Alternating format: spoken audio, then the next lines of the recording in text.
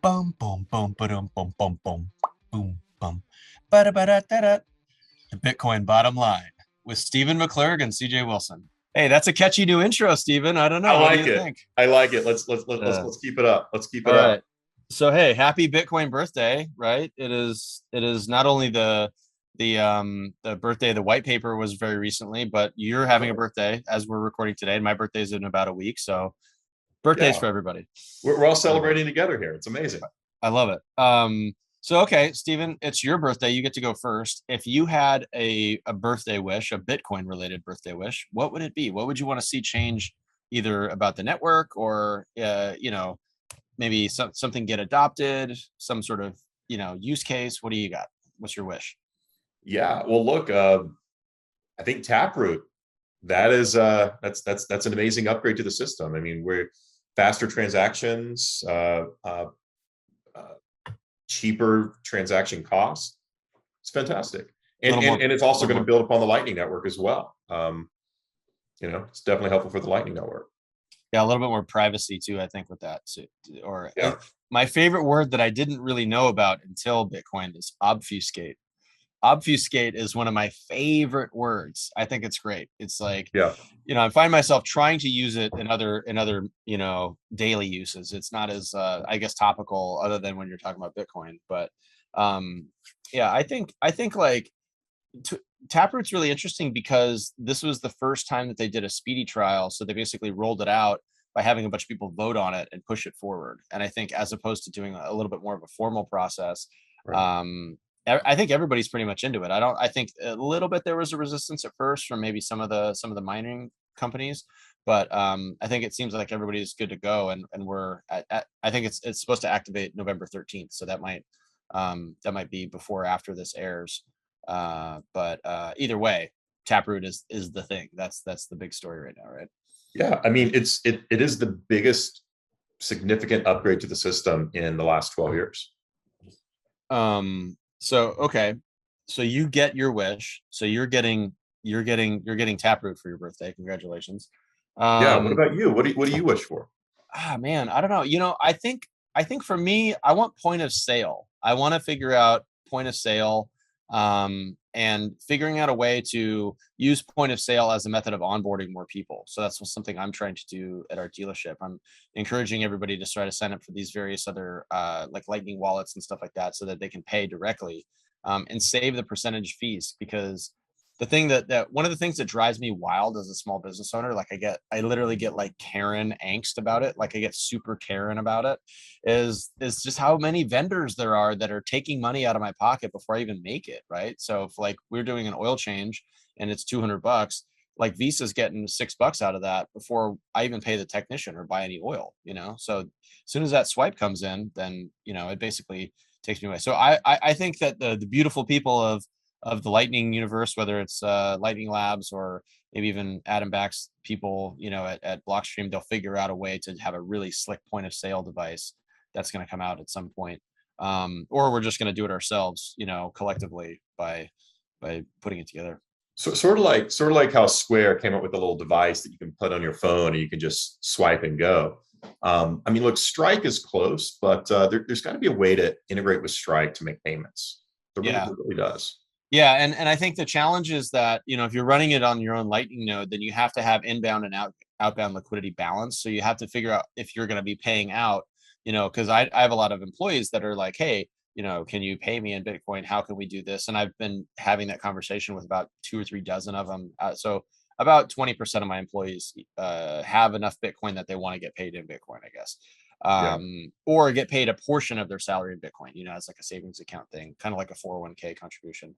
Yeah. I think that's the most interesting thing, is like figuring out, the whole ether broadly. I think a lot, not everybody's familiar with the let's say the tax advantage thing of holding Bitcoin in an IRA or something like that. And so I guess that's the next question, right? Because Valkyrie officially has an ETF on the stock exchange. So to join a multitude of other products that you guys have the trust, you guys have various other trusts and stuff like that. So like a trust versus an ETF, like let's talk about that for a second. Valkyrie has to hold positions in Bitcoin for both of those, but the trust is a little bit more straightforward to me mentally than the way the ETF is. Yeah, well, there are differences. There's pros and cons to each. For instance, an ETF makes it really easy for somebody to just go into their brokerage account and buy the ticker, right? They choose the ticker, they buy it, it happens quickly. They're already KYC through their brokerage account. Sure, it's not Bitcoin spot. I don't know when we're going to get that in the US, but futures does actually track it pretty well. And unfortunately, the first Bitcoin ETF that launched got so big that it doesn't track as well. But the one that we launched is a little smaller, so it does. So that does work, and anybody can buy it in the US for the most part. The way the trust works is you have to be an accredited investor, but the trust is also a little bit more streamlined from a regulatory perspective, where it actually costs a little bit less, right? We can charge less for that product, but it's just not openly available to everybody. You've got to fill out a bunch of paperwork first. No, it's funny because I think like for years, right? For years, the talk has always been, oh, this is the year that there's going to be an ETF, right? This is the year. And I think it's funny because, there's a little bit of a split between like the hardline Bitcoiners who I interact with on Twitter sometimes or at conferences or whatever that are like, dude, we don't need the government. We should just have no KYC, just like if you buy Bitcoin for cash and like bring a gun and like this whole like crazy V for Vendetta, like, the segment that's like out there, thinking that type of stuff, which is fine. It's valid. That's a total use case for Bitcoin if that's what you want. Then there's another use case, which is to say that like, wow, Bitcoin, because of the Satoshis available, meaning like 2.1 total quadrillion, like of Satoshis in the 21 million, you could absorb so much of the world's wealth into it that like, hey, cent sat parity, you get to the point where 100 sats is $1 basically, which is $1 million Bitcoin. And the way to get to that is through these instruments, right? So it's kind of funny, like how there's like these little micro schisms, I guess you would call it, and people have like just like music. It's like, oh, I'm not punk, I'm post punk, like I'm like I'm West Coast hardcore. Yeah, I'm West Coast hardcore. I don't like East Coast. Yeah, no. I'm nouveau post, whatever. So I guess like, with a lot of the now it's I feel like it's the seal's been broken, right? So the SEC has approved Bitcoin related instruments regardless of if they're futures or spot based. And I think that's interesting because now I think it really piques people up, because I think for a long time you've had these people even within the financial services industry say, oh well, it's like a fad, or it's like not a big deal, or you can't even buy it with you can't even buy it through your broker or whatever, but now you can. Now you can get it.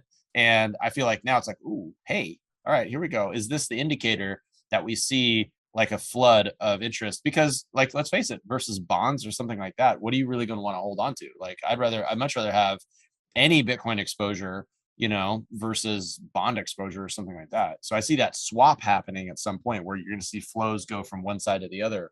I don't want any bonds, by the way. Right. Yeah. I'm talking zero. Yeah. I can't remember. I think it was on Peter McCormick's podcast talking about this, right? Or I can't remember where it was, but right now, high yield bonds, right?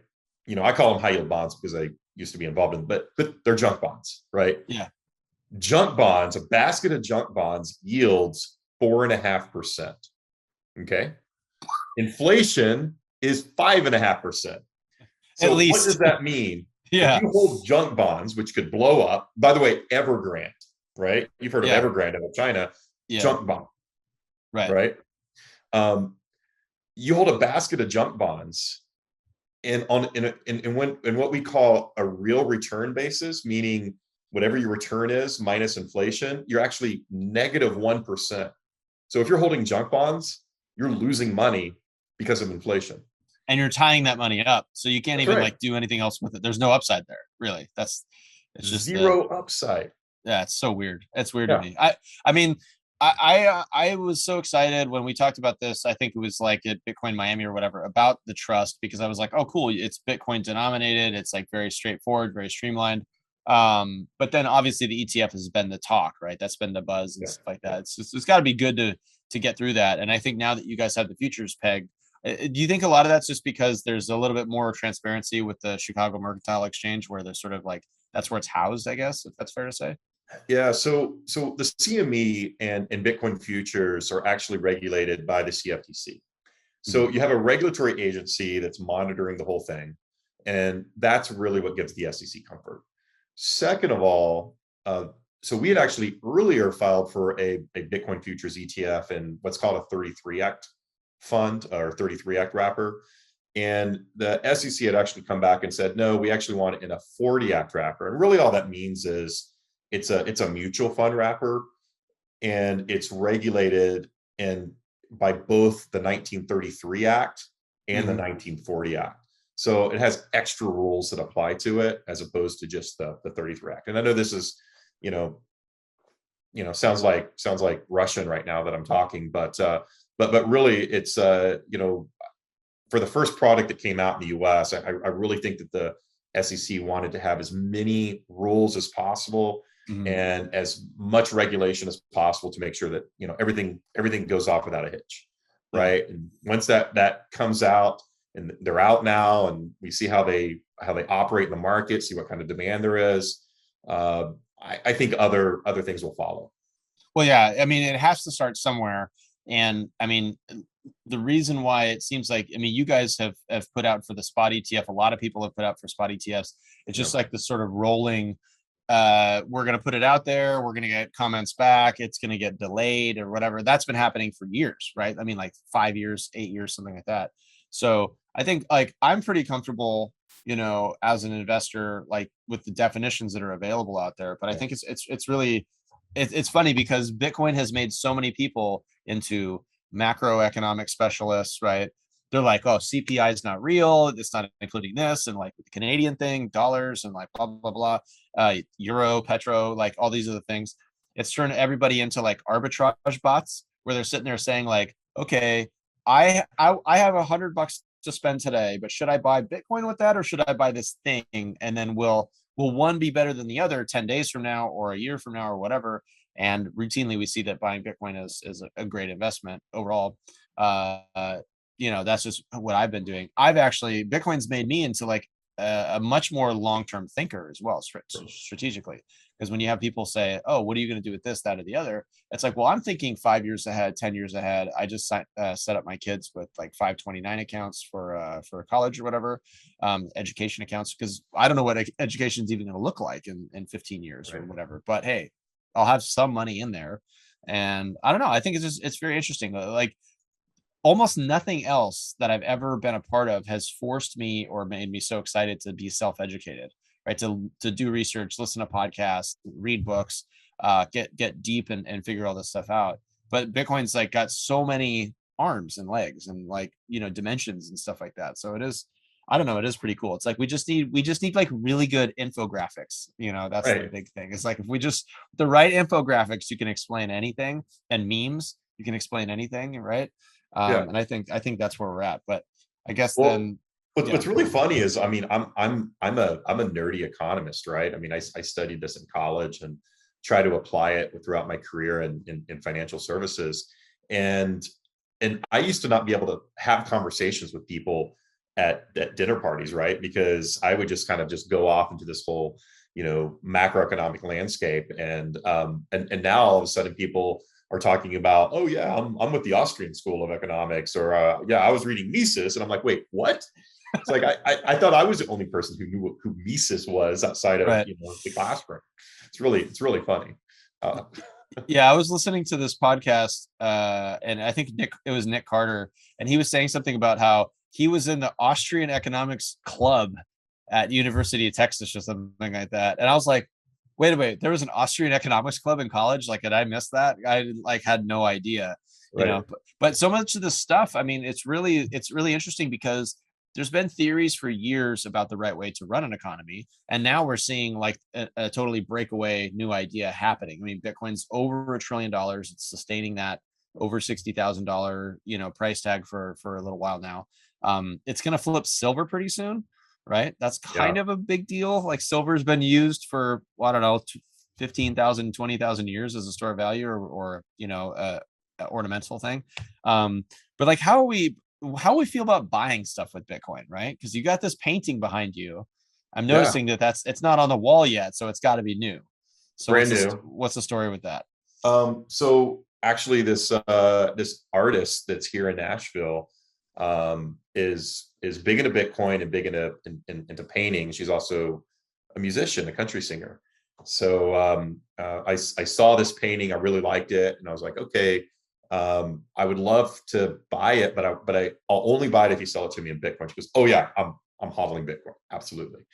So anyway, I bought this and then commissioned another piece from her that should be coming along pretty soon here. Cool. But more importantly, I mean, so we'll get back to transacting because this is really important. Yeah. But not only has Bitcoin flipped silver, Bitcoin has also flipped the Swiss franc. And to me, that's extremely significant because the Swiss franc has, after 1971, when Bretton Woods was broken and Bretton Woods 2 came in, the Swiss franc turned into the store of value. And I don't know if a lot of people realize that because or it was kind of deemed as the strong currency, ever since then. And people hold their money in Swiss banks, they hold their wealth in Swiss francs, and it's really the transactional currency of the very wealthy, right? And now that we've flipped the Swiss franc, I feel like it's hit that point, that inflection point, to where it's coming off of being a speculative instrument. Even though Bitcoin is a lot of things to a lot of people, the reality is it's been treated as a speculative instrument for the last 9 years, as people speculate on the price and they're buying and selling it. And the swings are getting smaller and smaller and smaller. And it's moved from being a risk asset. It's still a risk asset, it's still a speculative instrument, but it's less so and more of an inflation hedge and more of a transactional instrument. So I have been, I've been collecting art for a while, and I will now only buy art from people if they'll take Bitcoin, period. Right. Yeah. Also, you talked about your dealership, paying people in Bitcoin. I mean, how many mayors now have just said, yeah, I'm taking my paycheck in Bitcoin? The mayor of Jackson, Tennessee, and by the way, I live in Tennessee. I don't know where Jackson is. I had to look it up, right? It's right in between Nashville and Memphis. It's like kind of like a small little town that's kind of like the halfway point where you stop and go eat it Outback while you're driving and fill up on gas, right? And I realized I'd been there before, but the mayor of Jackson, Tennessee. By the way, we have a guest that's going to be coming on our show that's another Bitcoin mayor, and he's going to make an announcement that he's only taking his paycheck in Bitcoin, and that's a surprise. You'll find out who that is later, but it's not one of the ones that's made the announcement yet. You've got Miami, you've got New York. Who else do we have? What other Tampa? Bitcoin? Tampa. That's right. That's right. Yeah. I just got a text message from my friend that said some guy is executing the first ever music label advance in Bitcoin. There you go. I mean, it's funny because we talked about this, I guess it was about 5 or 6 months ago, when El Salvador made the announcement, right? So El Salvador made the announcement right around Bitcoin 2020, or 2021, which is in May-ish, June, something like that, right? That's when that came out. And like the amount of announcements and like profound like putting their nuts on the table kind of stuff has been just huge. I mean, it's just been so many people that have gone out there and said, hey, pay me in Bitcoin. We got Aaron Rodgers, doing the Cash App thing. He put it out there and he was like, hey, Bitcoin's going to the moon. I believe in it. I'm going to take a bunch of my salary in it. So I'm going to give away $1 million with Cash App. I was like, I am not above begging Aaron Rodgers for some sats. So I was like, dude, I filled it out, sent me 16,000 sats. I was like, yeah, all right. And I'm thinking, hey, that one day I'm going to look back and think, yeah, Aaron Rodgers gave me 16,000 sats. Like, what if that's worth a ton of money? That'll be hilarious, right? But I mean, look, from the time I was young until even today, if I see a penny on a sidewalk, I'll stop and pick it up. Right. Yeah. Right. I mean, right. And Why so that's wouldn't what I I'm take saying. free sats? Right. And so all these apps and all this stuff coming out. My wife and I went and saw a movie the other day, and there's an ad for a exchange with Matt Damon in it. And I was like, because I saw like that a name tag and like one of the astronauts was like Satoshi. I was like, Satoshi, hey, I like that. And it was like, I'm like, oh, it's a Bitcoin commercial. Oh my God, this is amazing. And it's Right. everywhere now. So it's funny because for those of us that have been like laughed at or whatever, I maybe not laughed at, but people are like, oh yeah, you do that weird Bitcoin stuff, right? Are you like one of those weird Bitcoiners? Like, yeah, I'm one of those 150 million people, you know, Man, I mean, soon to be a billion. I used to sit on a trading desk, right? And at a well-known Wall Street Institute back in 2010, 2011. And I was like talking about, Tesla and buying Bitcoin, and everybody's like, "Oh yeah, your Tesla stock." That's Right. that's crazy. Oh wait, we're gonna go buy a Tesla now, and then Bitcoin at that time was like, "Oh man, you are an anarchist." It's Yeah. like, okay, maybe I am an anarchist, but that doesn't mean that the price isn't going to go up, right? Right. But with the price going up as it has, like, what's the weirdest? I mean, you're getting approached from people that know you're a Bitcoiner, right? So people are like saying, hey, tell me about this, tell me about that. I'm getting people coming up to me, but I think it's like the higher the price goes, the more people want it. It's like the exact opposite of most of the things where people would be crowding into something as it drops, right? To get more of it. They sort of like had that big spike earlier in the year where it went up to 64, came back down to 30, which was a fantastic buying opportunity for a lot of people if they had the confidence in it, like I did. And then Right. now that it's back up in the 60s, the high 60s again, now people are like, what if it goes to this? What if it goes to that? I mean, like, how do we deal with how are we supposed to deal with that sort of collective, social FOMO that we're seeing from people? Like, what's the methodology there for fixing that? You can say, okay, you can go buy the ETF, Hmm. that's now out there. You can, if you're a little bit more sophisticated, you can go set yourself up with a Gemini or a Coinbase account and go buy it that way. If you're maybe a step beyond that, you say, okay, well, what about Casa or Swan, or if you're even more sophisticated and by the Bitcoin Trust, and Hmm. even more so, then okay, let's set you up with a hardware wallet. My brother, by the way, who's he's a technology guy, and he's I've been trying to talk him into buying Bitcoin for a long time, and finally, actually this week he texted me and goes, "Hey, I'm gonna buy a bunch of ledgers and load them up with Bitcoin for all of my nieces and nephews. Is that what your kids want?" And I'm like, "Yeah, of course they want it, but they already have Bitcoin, bro. They've had it for a long time, you know." Yeah. So even he's kind of getting into the game, but he's going to go the extra, deep type way to go, right? Which, by the way, if you can do it, great, but not everybody has the technical proficiency to be able to just go, create their own wallet, create their own, set up their own system, right? But I think that's going to change, though. Just like if you imagine 20 years ago, how many of us would have had the concept of setting up our own Wi-Fi routers and all these other things? So I think it'd just be one of these Yeah, skills that you sort of kind of pick up as you go, in terms of that, because it's sort of essential, right? If you really want yeah, to take to the next level. And I think once people get to the point where they have maybe $1,000 or something like that worth of Bitcoin, or maybe a little bit more than that, then it becomes time to really think about how you're holding it and where it is. yeah. That's right. And I think that's important. But I think for me, like I like having a multi-sig setup. I like having a Lightning wallet or two Lightning wallets, and then I like having an exchange account, a vault account, Mhm. things like that. I, Yeah. I think just like the way a lot of people use banks now, where they'll have money in Chase or Wells or Bank of America, you'll do the same thing. You'll have some money with Binance, some money with Gemini, some money with Valkyrie, some money with I don't know, like just on your own wallet or whatever. And Yeah. you'll have a reason to do that, because you'll think in your head, oh, because if I spend it, this is the one I spend from, this is the one I get paid in, and then I kind of like split it up Yeah. from there. And I think that's the cool part about Bitcoin right now, is that there's still so many things that we haven't seen yet. We haven't seen, like, I think we're at like iPhone stage, but we're not at App Store stage yet, right? Like that's where Yeah. Yeah. Bitcoin's kind of like the iPhone, and it's this huge thing that you can build all these things into because of the layers and scaling and all that stuff, and plus just the general size of the commerce.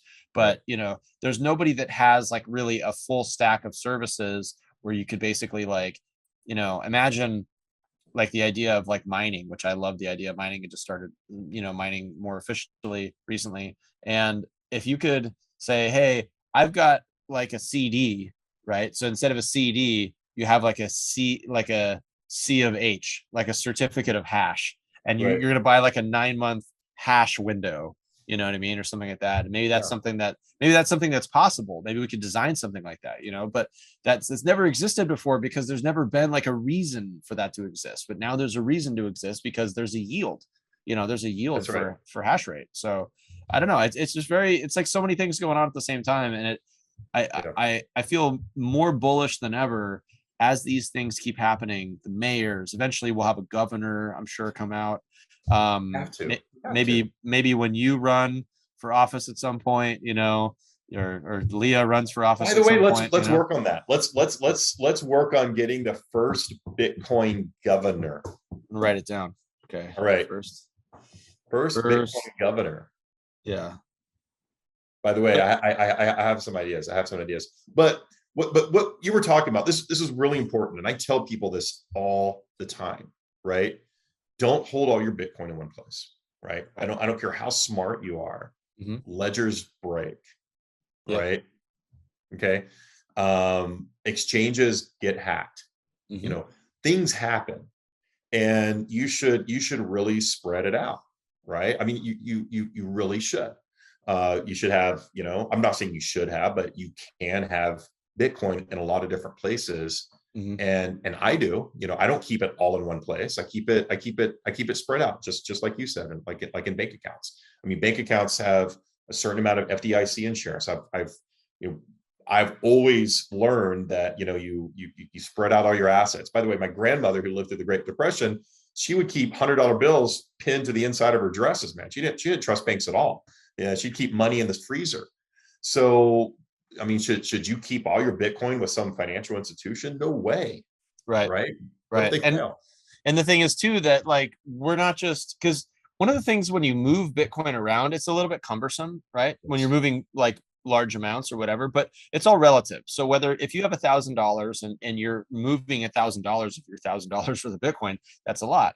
But if you're at the point where you're getting a little bit at a time because you're DCAing or something like that, then what you can do eventually is you fill up like one little bucket and then you start a new bucket, right? And you start a new bucket. And that's the way I think wealthy people think about things. They say, oh, I'm going to allocate towards this purpose, right? And it's not, I mean, I think in 2017 during the bull run, people were like, yo, when am I going to get my Lambo, right? That was like the way people were thinking. Now it's more like, okay, like maybe it's the maturity of seeing people blow it all during that period that they're coming back now with thinking, how can I have generational wealth for my family as a result of having Bitcoin and being a Bitcoiner?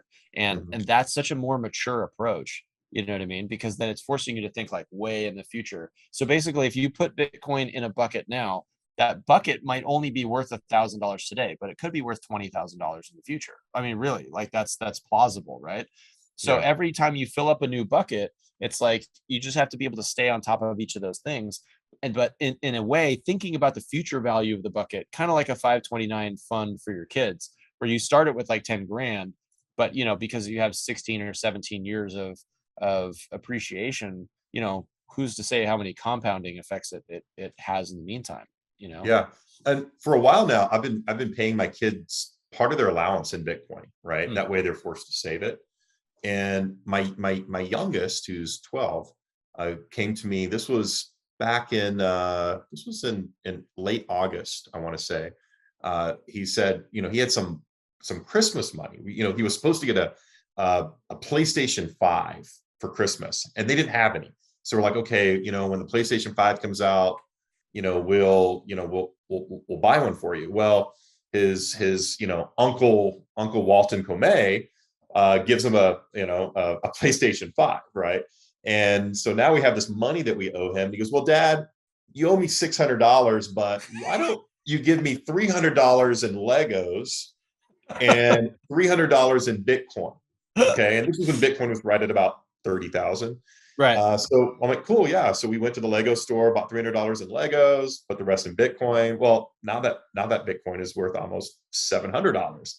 And then he comes to me again and he was like, hey, Dad, is my Bitcoin worth $1,000 yet? Like just like he just expects it, right?